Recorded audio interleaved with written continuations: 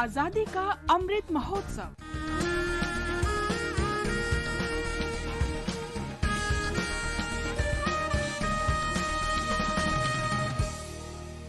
Azadi ka Safar with AIR News. Birth of a nation. India's glorious freedom struggle is one of the greatest struggles the modern world has ever witnessed. AIR News brings you a glimpse of the struggle every day.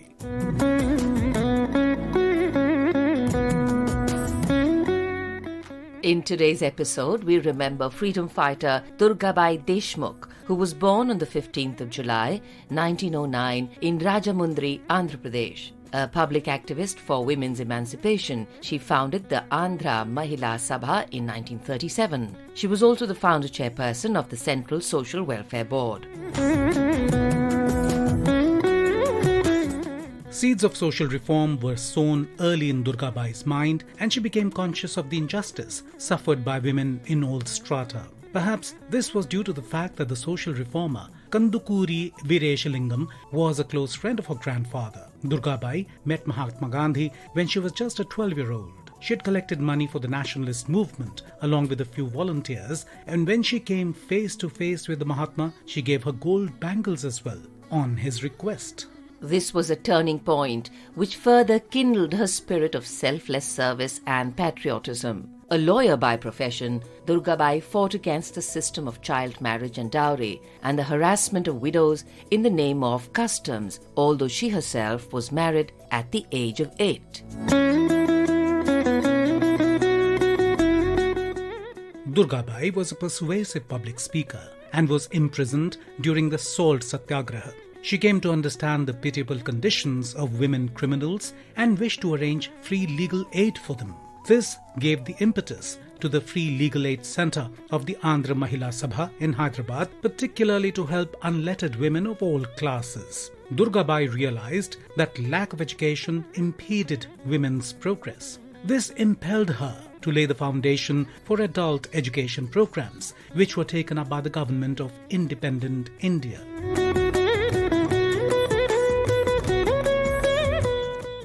A member of the Constituent Assembly, Durgabai played an active role in drafting and enacting the Hindu Code Bill. Her efforts to elevate the status of women were evident in her involvement with parliamentary bills. In 1952, she was appointed a member of the Planning Commission. In 1953, she became the chairperson of the Central Social Welfare Board. In 1959, the government appointed her chairperson of the National Committee on Education. Durgabai received many accolades, including the UNESCO Peace Award, Padma Vibhushan, and the Paul G. Hoffman Award. She died on the 9th of May, 1981. AIR News salutes this great Indian.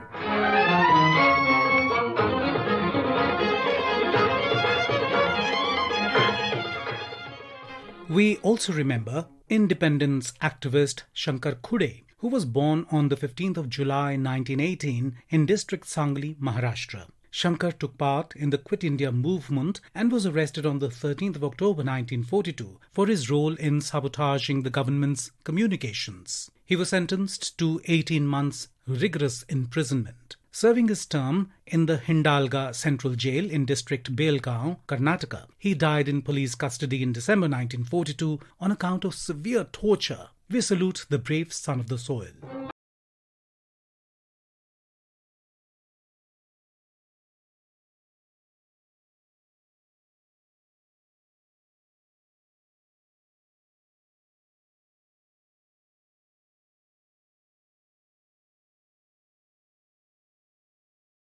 Nationalist Sidhu Bhiva Pawar, who was born on the 15th of July 1902 in district Satara, Maharashtra. Sidhu Bhiva took part in the Quit India movement in Khatav Taluk, Satara. On 9 September 1942, he joined a demonstration of more than 2,000 people under the leadership of Parshuram Gharge. Singing patriotic songs and shouting nationalist slogans, they marched on to hoist the tricolour on the court building. The marchers were stopped by police officials and, on refusal to disperse, they were fired upon. Sidhu received a serious bullet injury and succumbed in hospital on the 30th of September 1942.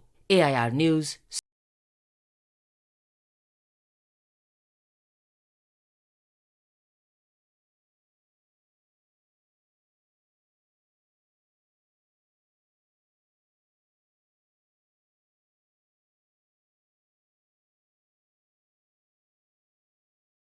Khan, who belonged to the Punjab region. Initially a soldier in the British Indian Army, Khan joined the Indian National Army in Malay in 1942. He served as a soldier in the reinforcement group and fought the British in Burma and was killed at the battlefield on the 15th of July 1944. AIR News salutes the brave son of the soil.